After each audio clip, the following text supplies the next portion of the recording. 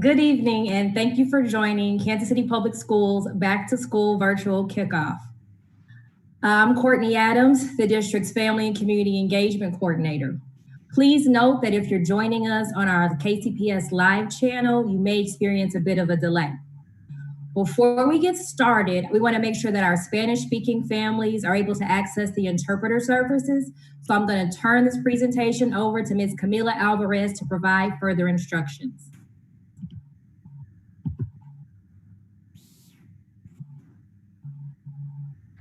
Buenas tardes. Si usted está reunido con nosotros a esta reunión por Zoom en su computadora, por favor, oprima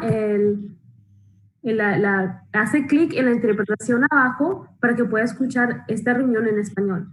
Si está escuchando por teléfono, si puede buscar una computadora, ahí se puede hacer vamos a estar haciendo las interpretaciones en español.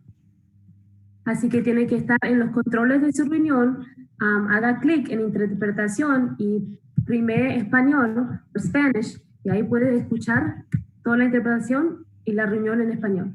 Muchas gracias. Okay, we're also going to allow our Spanish-speaking families a minute to adjust their settings. While we wait, I want to make sure that we're all aware that we have an interpreter on the other line. So our presenters may be speaking a little more slowly, and we may run through the slide transitions a little more slowly than what you're used to, but please bear with us.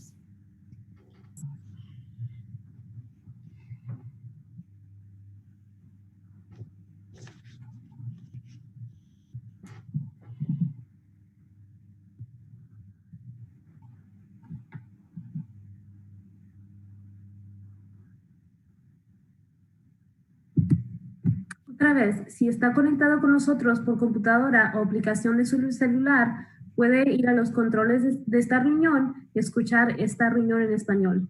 Tiene que hacer clic en la parte de abajo donde dice interpretaciones y oprimir el español. Gracias. Thank you, Ms. Alvarez. Well, after quite an interesting spring and summer for all of us, I hope that you and your families are healthy and you're looking forward to starting the school year off strong. With today's event and your school's orientations, we want you and your families to feel ready and empowered with the information you'll need. We'll cover a lot of important information this evening, and there will not be an opportunity for question and answers. Also, I do see a lot of folks raising their hands in the chat, and we won't be able to get to that. However, as we go through the presentation, you'll see points of contact for any questions or concerns or requests for more information. A recording of the kickoff, along with these presentation slides, will be available tomorrow on our website, www.kcpublicschools.org. You're going to click the reopening tab in the top right corner and the back to school tab. Additionally, you may always ask questions, share concerns, or leave comments on our website using the Let's Talk feature. That button is also in the top right-hand corner. It's on the district site and it's on each page and each school site. With that, let's kick off this kickoff with our superintendent, Dr. Mark Bedell. Thank you, Courtney. And I want to thank all of our participants who are here today. I know that we are in uncharted territory right now across the country as it pertains to education. I've been very fortunate to have had an opportunity to speak with a number of our peers here in the state of Missouri, but also many of our urban school district superintendents that are a part of the Council for Great City Schools. And what I want to do as we get ready to start off is to just talk to you all about where we are as a school district, what we've been able to work on, some of the forward-thinking items that we will want to engage with each and every single one of you over the year.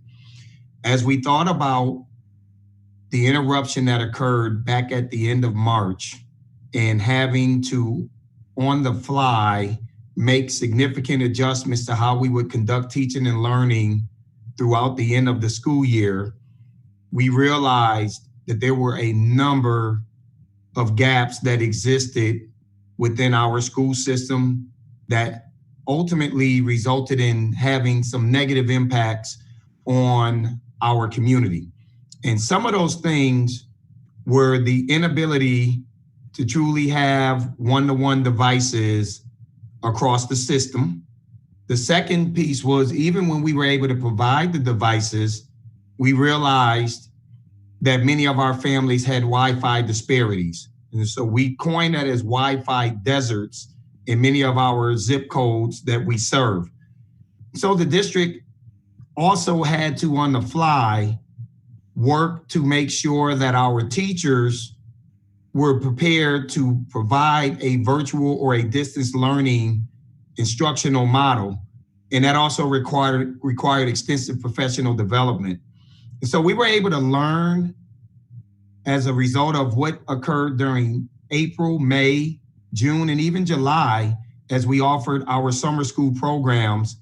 And we believe that the school district is in a much better position as it pertains to being prepared to provide the educational services to your kids. I want to be very clear that there is no such thing as a perfect scenario as it pertains to COVID-19. When we made the decision that we would start the school year off virtually, it was not because that's what the district ultimately wanted to do. In fact, as superintendent, I had charged my staff with preparing that we would have in-person schooling because I know how important that is for our students and the faculty and staff that are employed in this school district. But when we met with the health department, we saw that the data in terms of the transmission of COVID-19 was significant. It was actually rising. And when we talk about a 5% rate that we want to try to get close to, we were far away from that. In fact, as of a meeting that I had with the county on Tuesday, we're at a 13.81% positivity rate as far as COVID-19 is concerned.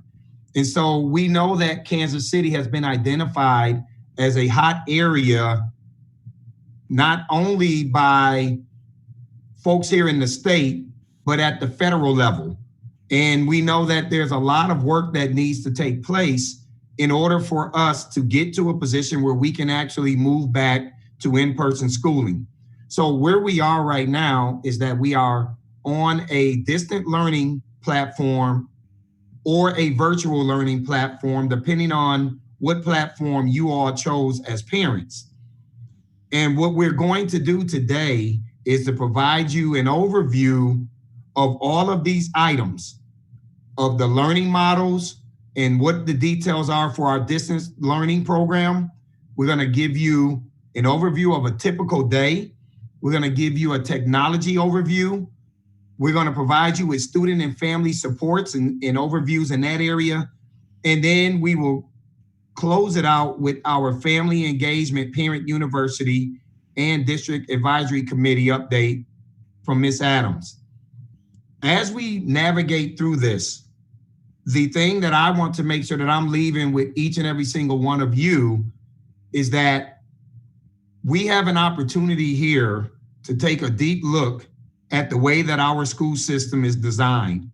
We have an opportunity to reimagine, to rethink, and redesign what schooling should look like for the children in the Kansas City Public School District. So as we navigate through this year, we're going to want to engage you on looking at alternative calendar options that may better serve our student population and the families. We may have to take a deeper look at school start times, as there is a tremendous amount of research that exists. We need to also take a deeper look at how we apply an equity lens in our policies, our student handbook, and any documents that ultimately guides our school district in how we educate and provide services to our students. And so what we will need from each and every single one of you is grace.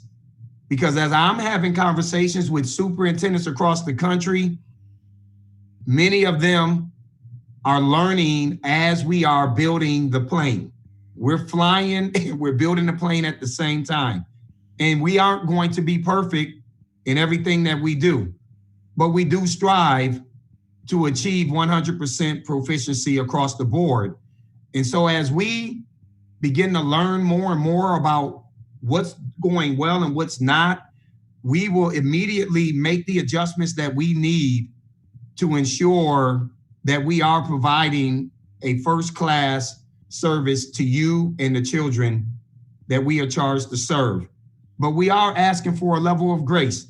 We need grace with our teachers. We need grace with our families. We need grace from central office. All of this must be reciprocated, because if we don't operate in that manner, this is going to be a tough journey, and it doesn't have to be. And as a school district, we have to make sure that we're doing our part as we continue to communicate and convey information to you, that we're doing it with clarity. And I'm learning now that there are times where we're confusing parents between the different models. And so we will continue to work on that, and we will make sure that we're streamlining communication so our families who are on a virtual platform understand that the message is intended for them if it's virtual, and the families that are on a distant learning platform will understand that that is intended for those who are on a distant learning platform. We do not want to confuse you all. So we will continue to work on that. And so as I get ready to close out, I want to express this sincere thought to all of you that I'm thankful. We have a phenomenal team working hard here and doing everything that they can to make sure that we're ready to rock and roll on Tuesday. And I also want to thank our parents, guardians, supporters of these students, and our board members for their support in supporting us as we try to innovate and think outside the box. Finally, check out KCPS Homeroom on Channel 38, The Spot, every day from 8 to 9. There is phenomenal content being provided by educators in our school system that will be available for all of your children throughout the system. So thank you. And Courtney, I'll pass it back over to you. Thank you, Dr. Bedell. Now we'll hear from Dr. Christy Harrison to share more information about our learning model options.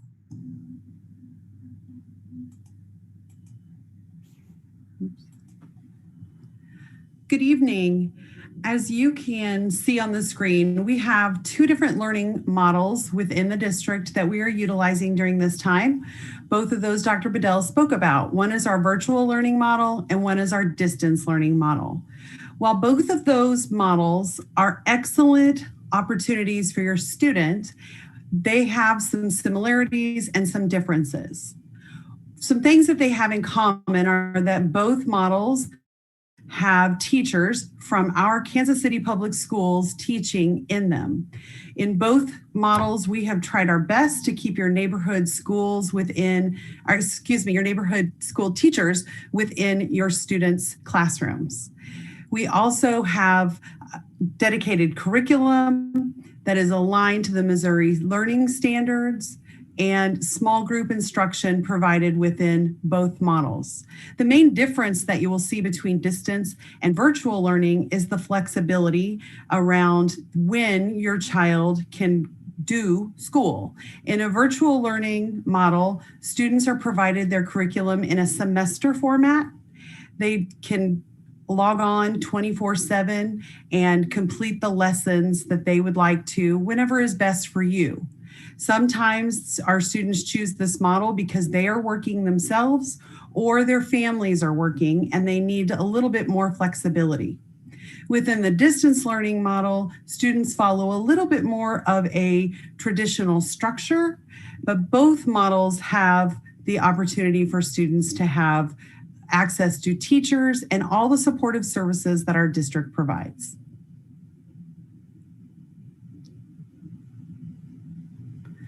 When we look at the virtual academy, as I said, is a full year instructional model. We are asking our students to make a semester commitment to the virtual academy. We will re-ask our students before the second semester starts in around October if they would like to stay in for the second semester. We do have dedicated teachers and support staff from KCPS schools, and we provide all the supportive services that a student in the traditional learning models would receive.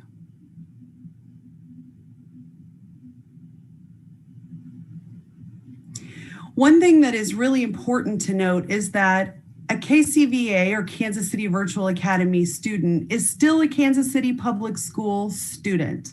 The Kansas City Virtual Academy is a part of our district, and those students are still on the rosters. They're still a part of their home school. So for example, if your child goes to Melcher, they are still connected to Melcher.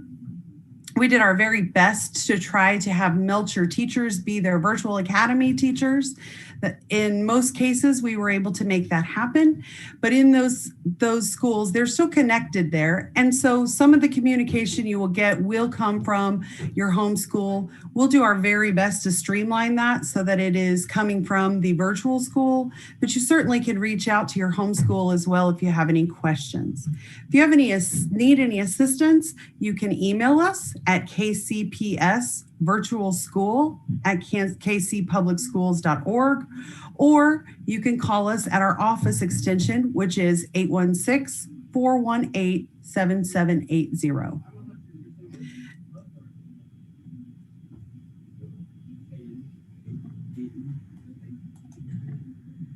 Thank you, Dr. Harrison.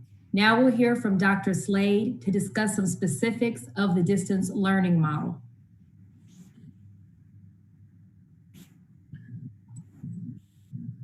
Good evening, everyone. We're going to talk about the distance learning highlights for KCPS. As Dr. Harrison just stated, all KCPS students that did not enroll in the KC Virtual Academy will be students in their neighborhood or zone school. In-person learning will be phased in as it is safe to do so. We will start off with distance learning for our students, and then as the COVID-19 conditions improve, we will move into hybrid learning, and at some point we plan on moving into 100% in-person traditional school. If your child enrolled in distance learning, your child will be led by teachers from your home school. So that means if you wanted your child to be in Miss Smith's class last year, most likely your child will be in Miss Smith's class. They will have the same school teachers that they had last year.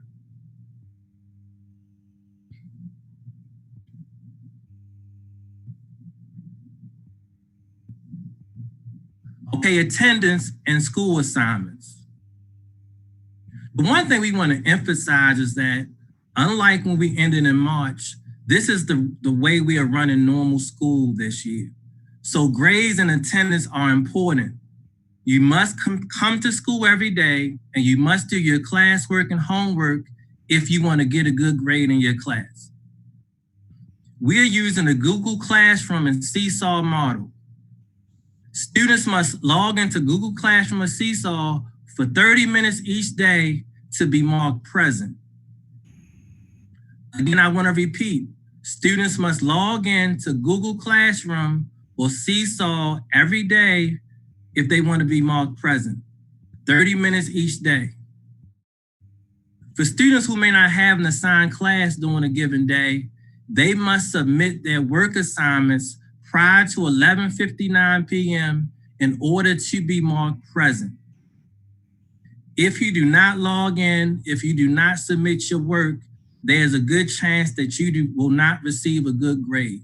So please submit your work. Please log in every day so you can pass all of your classes. The grading policy this year is unchanged. You can always look up our grading policy on the KCPS website. You must receive good grades and passing grades to be promoted to the next grade. And if you're a senior, you must submit all your work and attend every day if you want to graduate. These are the core expectations associated with distance learning. We expect all students to come to school on time and log in. All students must complete their assignments. Just like in a regular school setting, we have opportunities for all students and parents to communicate with your teacher at the appropriate times. And this is very important. We still need all students to follow classroom and school rules.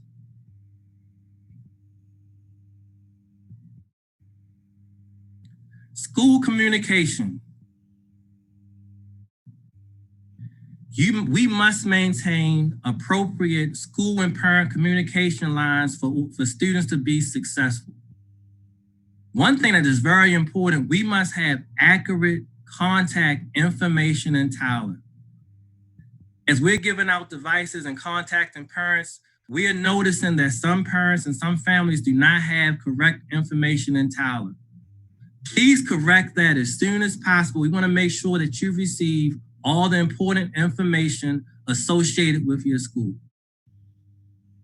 We have a great tech team and communications team in KCPS, and all of our schools have great school and teacher websites. Please utilize your school website and your teacher website to keep abreast of what's going on with your student and their instruction. Most schools also have Facebook pages, and as you know, KCPS has a very vibrant Facebook page. Please utilize Facebook also to keep abreast of what's going on with our great school system. Virtual office hours. All teachers have virtual office hours. During the virtual office hours, you can communicate with your teacher, you can get assistance from your teacher, and in some cases, the teacher will use that office hour to provide additional support. Please make sure you take advantage of that great opportunity. If you have any questions regarding anything that you hear tonight or any other questions, please contact your school for support. We also have an option on our website called Let's Talk that gives every parent and family an option of giving their opinion regarding what's going on in their school. We accept all opinions, good and bad. Please utilize that site.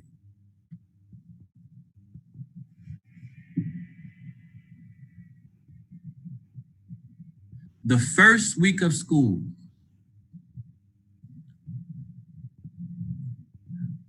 The way you start in the school normally determines how you will finish. So we want everyone to have a great first week of school. Please contact your school immediately, and I mean tomorrow, if you need any of the following. If you do not have your online learning schedule for the first semester, if you do not have a digital device and login instructions, if you have questions around school start, lunch, and dismissal times, please contact your school.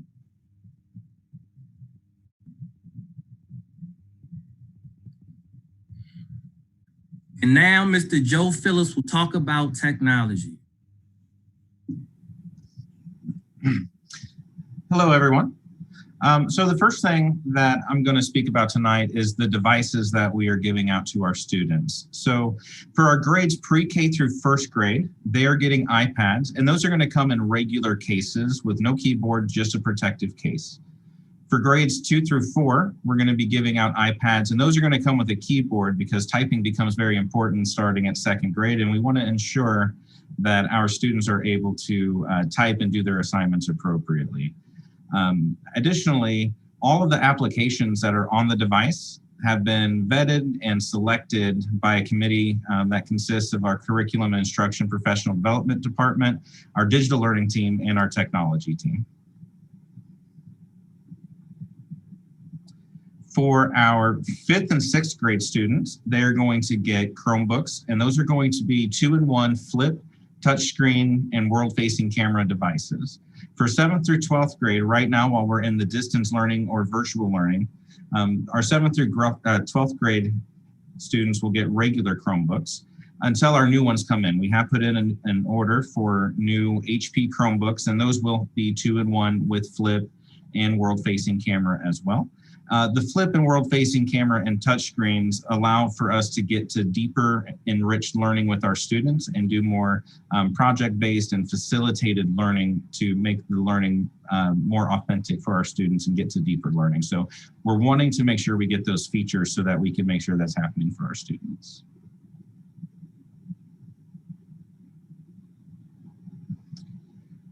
For any of our students who do not have high-speed internet at home, we are distributing and checking out Wi-Fi hotspot devices to those students. Each hotspot can connect up to 5 Wi-Fi devices. However, right now we're issuing them out to each student who needs one. In order to get a hotspot, you'll just need to contact our technology service desk at 418-HELP or 418-4357. Additionally, you can come to one of our distributions here at our Board of Education site at 2901 Troost. We're also doing a drive-through distribution this Saturday from 10 a.m. to 6 p.m. at our 2901 Troost location. For device distribution, yeah, just talked about that, sorry. We're also offering, for the first time this year, optional insurance for the devices. So in order to get a device from the district, the families are taking on that financial responsibility to care for the device and keep it in good repair. And if it gets damaged, those costs do get passed on to the family. What we're offering is optional insurance. The initial cost for the insurance is $20 per year per student. And what that does is it'll allow us to waive the cost of the first damage. The second damage will be $30. The third damage will be $50. And anything after the fourth damage will be a full cost of repair. If you look over to the right, you'll see what the regular average cost is for the types of repairs that we get for the damages that we get. And also full cost for replacement with insurance is $150. Without insurance, if your Chromebook gets lost, it's a $400 fee to the student account.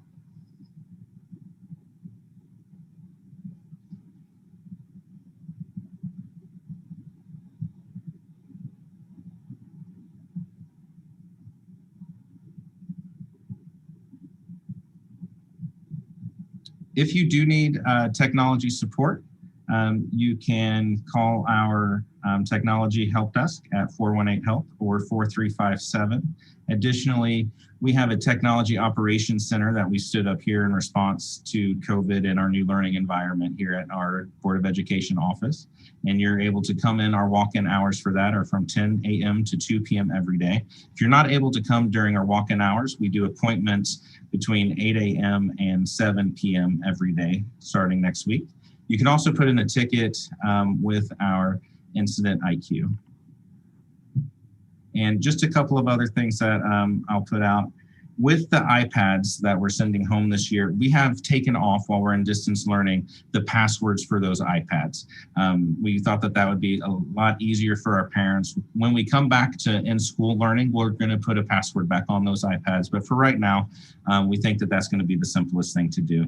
Additionally, for our Chromebooks, we have simplified that password, and our digital learning team will talk about what that password looks like this year. And I'm sorry, we just need to go back one slide, sorry. The other thing that I need to talk about, looks like a slide's missing, is we will not be using Zoom this year as a video teleconference platform. We do know that Zoom is a very popular platform. However, we have some safety concerns with Zoom for our students. And as Dr. Bedell spoke to earlier, safety is our top priority for our students. And some of the concerns that we do have with Zoom is that it doesn't abide by FERPA, which is the Family Educational Reserve Privacy Act, COPA, SIPA, and some other regulatory things that we need to abide by there. And some of the ways that they do that is they share student information with third parties, and we can't prevent them from doing that. We also don't get to choose which third parties that they share that information with. Additionally, about 25 districts have been what's called Zoom bombed since August 1st around the country. So although Zoom has put some protections in place, it has not stopped what's called Zoom bombing, which is people who are not invited to the meeting, coming into the meeting and doing some inappropriate actions for our students. The other thing is that with Zoom's encryption, which is a secure tunnel that gets set up from the teacher to the student, and it doesn't let anybody else in, that secure encryption only works if both the teacher and the student are in the desktop app. You can also use Zoom on a web browser like Google Chrome or Internet Explorer or Safari. And if one of the users are in that web browser, it will not set up that secure connection. Additionally, sorry, I lost my notes here because of the slide. Additionally, the security measures that Zoom did put in place over the summer, they put them down at the user level, which means the person who sets up the meeting is selecting and deciding which security features they want for each meeting, instead of giving us the ability to turn those features on and off on the administrator side. So we have just decided as a district, in order to be as safe as possible for our students, that we will not be using Zoom at this time. Our digital learning team will talk shortly about the two platforms that we will be using for our digital learning platforms and our video teleconference platforms. So with that, I'll pass it off to our digital learning team. And before Andrea gets on, I want to let all of the attendees know that the presentation that will be uploaded will contain that slide that Joe mentioned. So that will have all of the information about that Zoom bombing and what those restrictions are. So we'll make sure that you have access to that. And with that, I will turn it over to Ms. Andrea Cook to discuss digital platforms.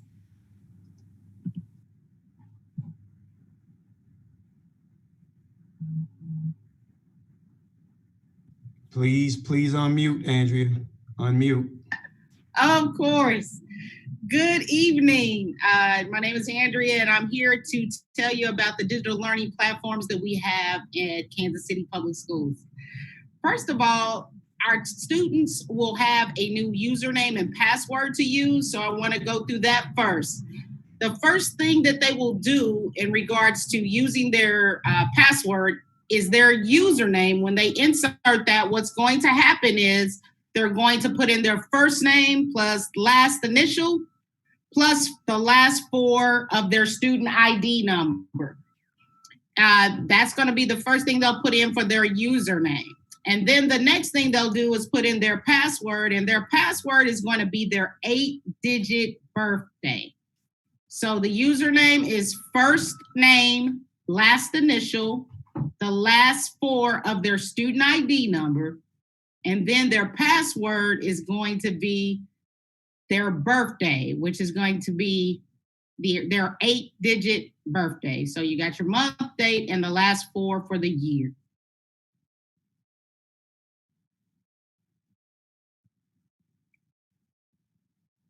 Okay, also, once you put in your username and password, you will go to, in regards to your email address will be your username, which is your first name, and then last initial, at kcpublicschools.org. And that will allow students to get into pretty much everything that they need to get into.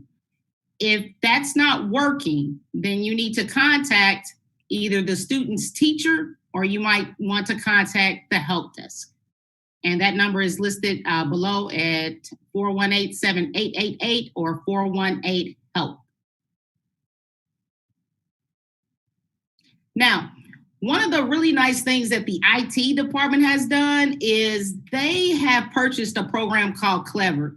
And Clever is an integration platform that allows for students to have a single sign-on.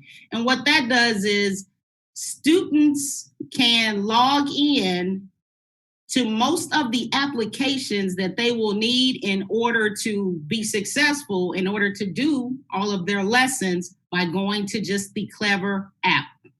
You see the C listed there on your computer there. That C, if you go to it on your iPad, they'll just click on it, and then they will just use their username and password in order to get into most of the curriculum tools that they will need to use in order to take care of their work. The student district sign-in, again, is the district username and their password.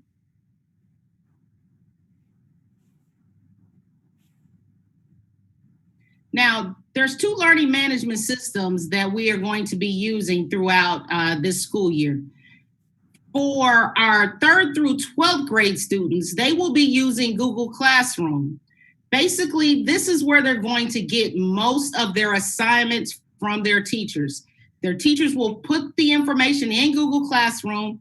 The students will get like some type of a notification to let them know that they have work to complete. They will know when it's due. Once they get the work done, they turn it back in using the learning management system. Now, our pre-K through 2nd grade students will be using Seesaw. And Seesaw, you can get in through Google Classroom for some of the applications, or that you can go directly in through Seesaw. And there'll be more information coming to you in regards to Seesaw.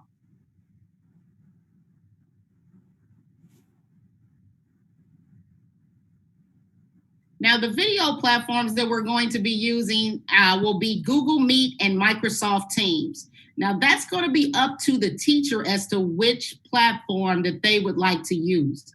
Now, Google Meet is embedded in Google Classroom, or it can be linked into Seesaw. So if a student is using Google Classroom for most things and they're using a Chromebook, a lot of teachers feel very comfortable using that, and students do as well. Microsoft Teams is also an option. Students will need to sign into Microsoft Teams if their teacher is using it for video conferencing. And there will be more information to come on that once the teacher gets in and actually puts those students within that platform.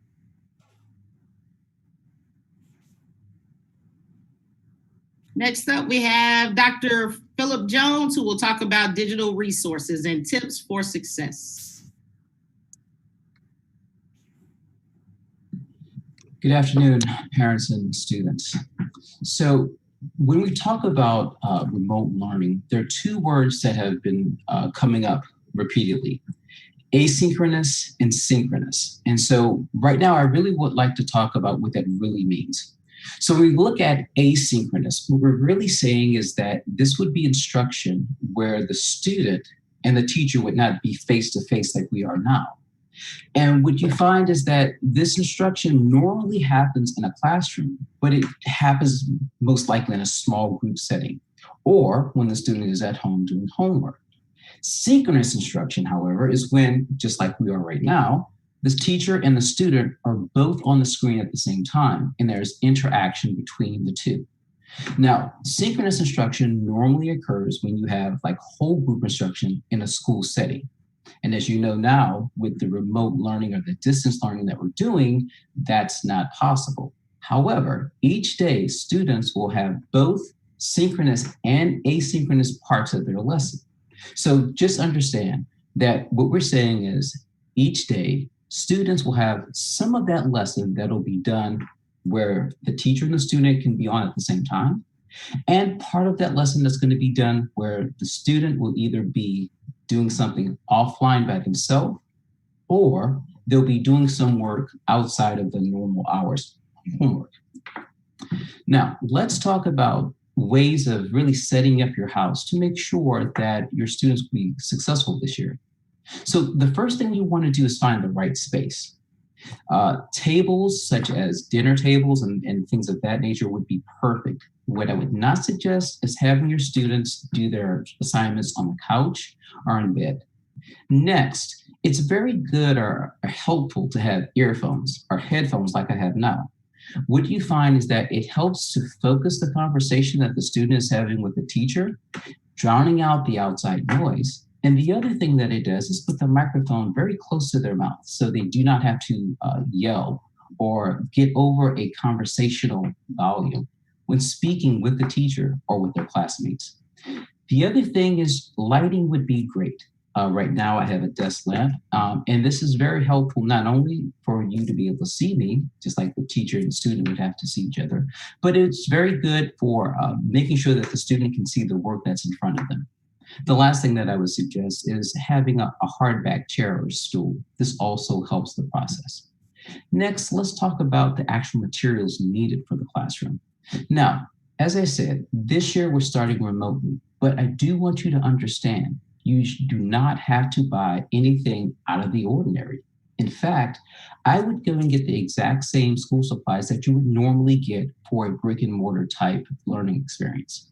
Now, one thing to keep in mind, it'd be great to have all of those resources right next to where the student will be doing his or her classwork. The other thing that would be great is if you could have it in a place that it wouldn't get soiled by sodas or food or anything of that nature, okay? And the most important thing, and the last thing, is to take breaks often.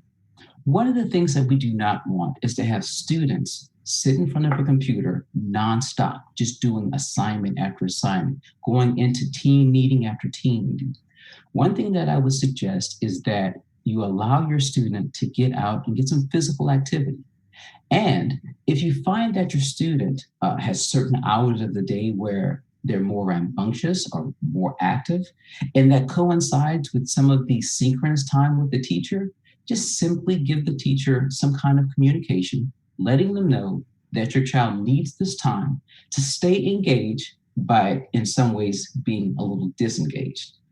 What you'll find is that our teachers and our principals are very understanding during this time of the year and during this pandemic that we're going through.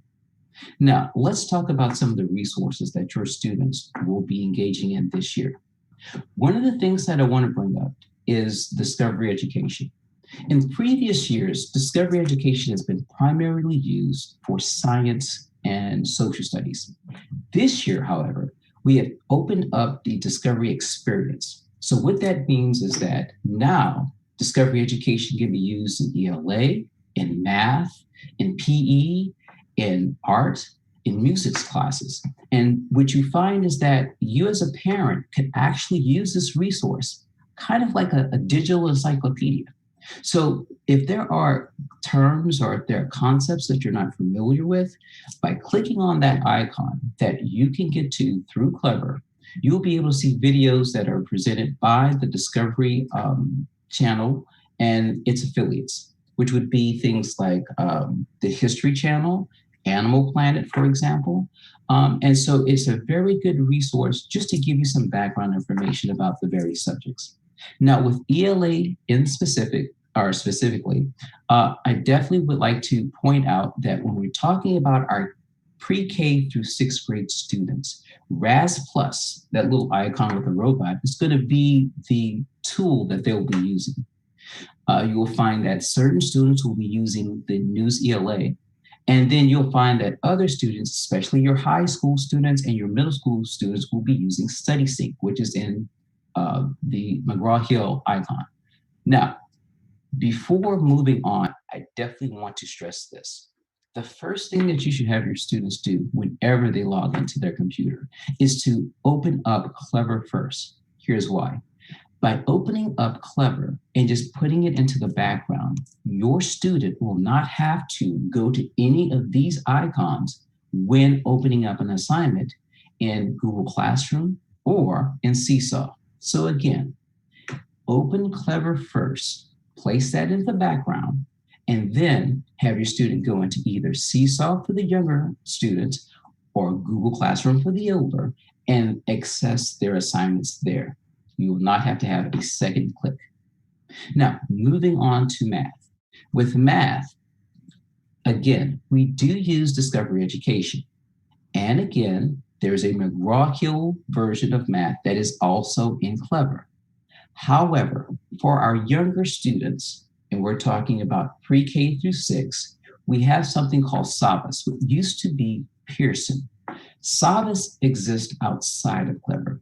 So this is one of the apps that you would have to click on in addition to clicking on to Clever. However, the teacher will definitely be able to explain this to your student And once you've done it a couple of times, it'll be very easy for your student to find this app and already have it available for them. Science, as I said, is where Discovery Education has its most robust resources. And again, Discovery Education is one of those apps that if you have Clever open, it'll automatically open up for you. In addition to Discovery Education, for our pre-K to second grade students, we have Science A to Z. And again, with Science A to Z, just like with Discovery Ed and just like with News ELA, if you have Clever open, that resource will be available to your students without having an additional click. Next, social studies. Again, you have your Discovery Ed, you have your News ELA, and for our pre-K to sixth grade students, you do have Learning A to Z. And finally, as we look at PE, art and music, as I said, with PE, there are some very good instructional videos and they will be used by the physical education teachers in Discovery Education. However, when we look at art and music, those applications actually are going to exist outside of Clever. Now, for art, and we're talking about from kindergarten all the way up through 12th grade, you'll be using Art of Education. This is a fabulous resource that we'll be using this year that will allow our students to get a virtual or remote learning experience while connecting them to not only art history, but art theory. When we look at Music First, this is what's going to be used for our vocal and instrumental music students. And with Music First, it allows us to not only record live presentations of our students, but also assess how they're doing. So again, these are two new platforms that will really allow us to maintain high-level art and music instruction in this virtual platform and virtual landscape. Now, one of the things that I definitely would like to say is with all of these, if you ever have any problems, please reach out to the teachers or just contact the main office and reach out to CIPD or DLT. Thank you. Thank you, Dr. Jones. Next, we'll share some information about our available student and family supports. To start, we have Dr. Lloyd Jackson to give you some information on our academic supports. All right, parents, families, take a breath. We're in this together, I promise, we're in this together. We're gonna talk a little bit about academic supports as we go throughout this distance learning and virtual learning experience that we'll be going through the first few weeks of school. First off, our exceptional student services or our special ed services will continue to have case managers supporting and working with individual students throughout this process. And we'll be contacting each of our students in order to make sure that the needs are being met and that the programming is where it needs to be. And so again, we're not in this alone, we're in this together. And we're gonna do whatever it takes, no matter what, we're in this and moving in the same direction. And then our distance learning plan will be created for each of these students as we go throughout this process, and we'll have a case manager. And if there's ever questions, again, in this presentation and on our website and on our social media, you can find the contact information. So the Special Education Instruction Support Hotline, there is that number, 816-406-2959. If there are questions around exceptional student services, please reach out and let us support you in that. The same goes for our English language learners. So those who are learning English as a second language, we're going to continue to support through our co-teaching experiences, but even within Google Classroom, within Seesaw, we're going to support our ELL students so that, again, they can see success. And we'll have additional supports in our small groups. And we'll talk in just a moment about those small groups, but there's also a contact number.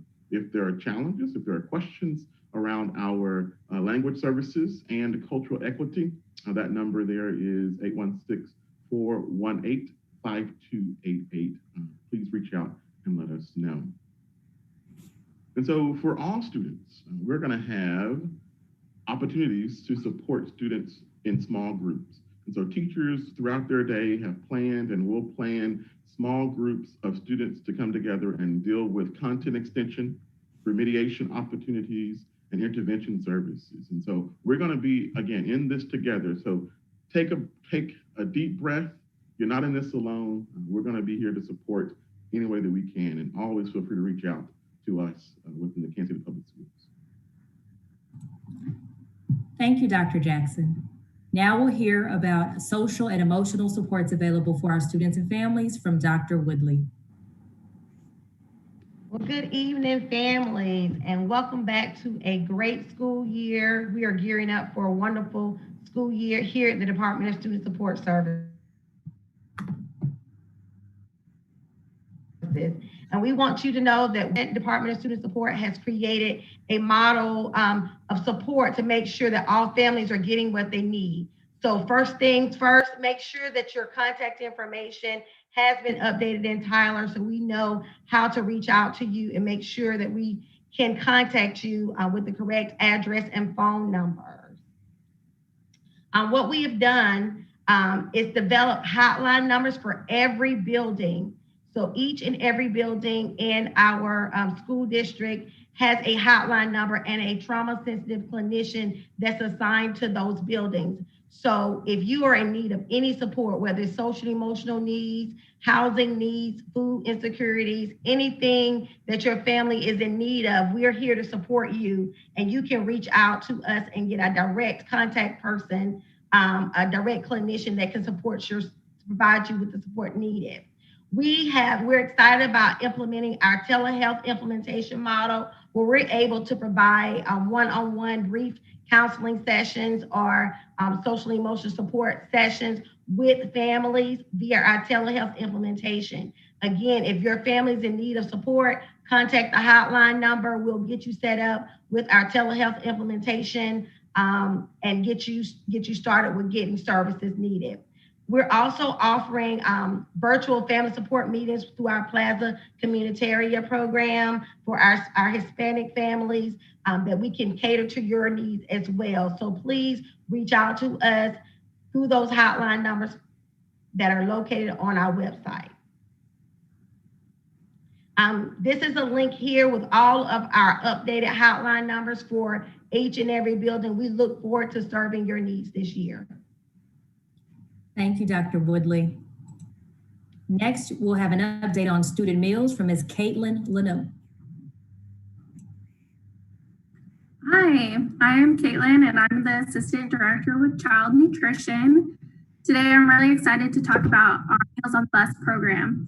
Through our Meals on the Bus program, we are able to offer breakfast and lunch through our cafe staff comes in daily. They prepare the meals and then they load the meals onto school buses and they run a designated bus route. To find a bus stop close to you, you can access this through our KCPS website or simply by calling 418-FOOD. This is a program that we are doing daily between the hours of 11 a.m. and 1:30 p.m. So please feel free to give us a call at 418-FOOD and you can have breakfast and lunch as early as tomorrow. Thank you. Thanks, Caitlin. Next, Dr. Harrison to share some updates on child care services. Hi, thank you again. I'm very excited to share with you about our child care updates. We have partnered with some of our local agencies. We have partnered with Parks and Rec, with Boys and Girls Club, and with Campfire to offer free school-age child care for all students in Kansas City Public Schools. And so with that, we have 4 community centers that we have with the Parks and Rec. We have Brush Creek, Southeast, Garrison, and Greg Kleiss community centers. And those centers are open and accepting enrollment right now. With the Boys and Girls Club, we also have our Thornberry unit and our Wagner unit where we are also enrolling students. You can go to our website, which is listed down here below on our reopening page, and there is some information about our childcare and exactly how you need to enroll. There's some vouchers that you have to put in on the sites, and so it'll walk you through step by step. But if you have any trouble, you can always call and we'll help you as well. Please take care of these, take advantage of these opportunities that we have for you. Thank you. Thank you, Dr. Harrison. And next up is me to provide some family engagement updates and share some information about some great opportunities for your families. So first, I am excited to announce the relaunch of our Parent University. Our Parent University is comprised of pre-recorded videos, live sessions, electronic and digital resources, and guides. And that information, all of those things together will provide you as parents and caregivers with the training, information, and resources that you need to help support your students in the classroom and at home. So our first live session for Parent University will be Thursday, September the 24th, and it's entitled Roadmap to Success, Navigating Curriculum and Technology. And during that session, we will give you more in-depth information and training about using and supporting your students with Clever, with Google Classroom, and with Seesaw. And we'll also launch our curriculum roadmap, which goes over what your students will be learning in the classroom and how you can support them. So again, it's what they're learning in the classroom, how they're learning it, that's via that technology, and how you can support as parents and caregivers. So we hope that you'll be able to join us on Thursday, September the 24th at 6:30. You can find more information on our website. It's the KC Public Schools site with /ParentU. Oh, excuse me, sorry. So next we have our District Advisory Committee meeting. It'll be our first general body meeting of the year.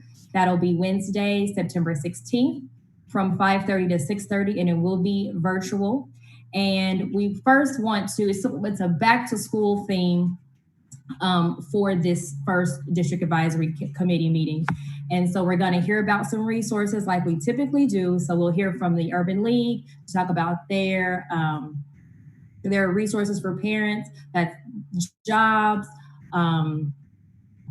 that's jobs as parent support through their Parent Education and Empowerment Center. We'll hear from our Justice in the Schools program. Those are our free legal services available to you and your students. And we will hear from our Student Support Services team. So we'll hear more again from Dr. Woodley about some specifics on what that telehealth and telemedicine implementation looks like and what else is available to you. Then we'll go into some breakout rooms and be able to really hear from you all about how the year is going so far. So you'll just be a few weeks in, and we want to hear from you about how distance learning is going, how communications are going. Do you feel informed? Do you feel empowered with the information you have? And how can we better support you? So we're looking for any and all recommendations. We hope that you all will be able to join us Wednesday, September 16th.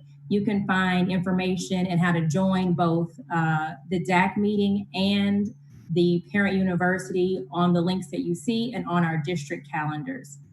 And finally, I'm going to turn it over to Dr. Shepherd for some final thoughts.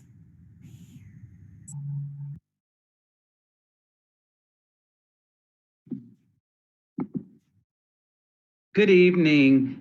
I'd like to thank everyone for coming out tonight. Dr. Bedell is actually going to close out tonight, but I do want to tell parents that we are so excited about September 8th. We're excited to see your children on Tuesday. We've been preparing all summer in order to have a really great school start. And even though this is a school start unlike any other, I want you to know that we are excited and we are aiming for perfection. We know that we may not get the perfection that we're desiring. However, we're asking that if there's any feedback that you can give us that can make us have a perfect experience, then please feel free to give us that feedback so that we can make the adjustments as we move on. We know that there will be lots of opportunities for us to adjust, and we are open for all suggestions and all feedback. At this time, I'm going to turn the meeting over to Dr. Bedell, and our theme for the year, no matter what, So no matter what, we are committed to giving our very best to all of our students this school year.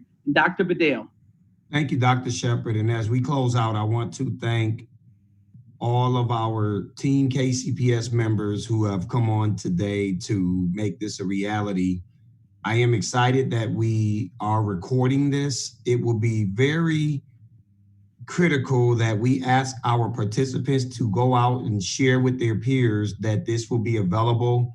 Additionally, we will look to put together some videos. I talked to Joe earlier today about some demo videos to make sure that our families know how to navigate and interface with all of the technological advances that we are a part of here, and a lot of the technological tools that we are using.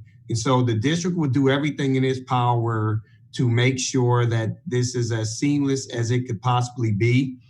Please understand, just like any other year that we're in school, the first 2 weeks, it's always going to be a little bumpy. It's opportunities for us to get in and look at what's working well, what's not, make the adjustments, and we will do that. We will work with you just as we would if we were in our traditional school settings. So I want to thank each and every single one of you for trusting your children's education with the Kansas City Public School District. And I can assure you that my commitment for your children is no different than the commitment for the 2 out of 3 that I have remaining in this school system. Thank you and have a wonderful evening.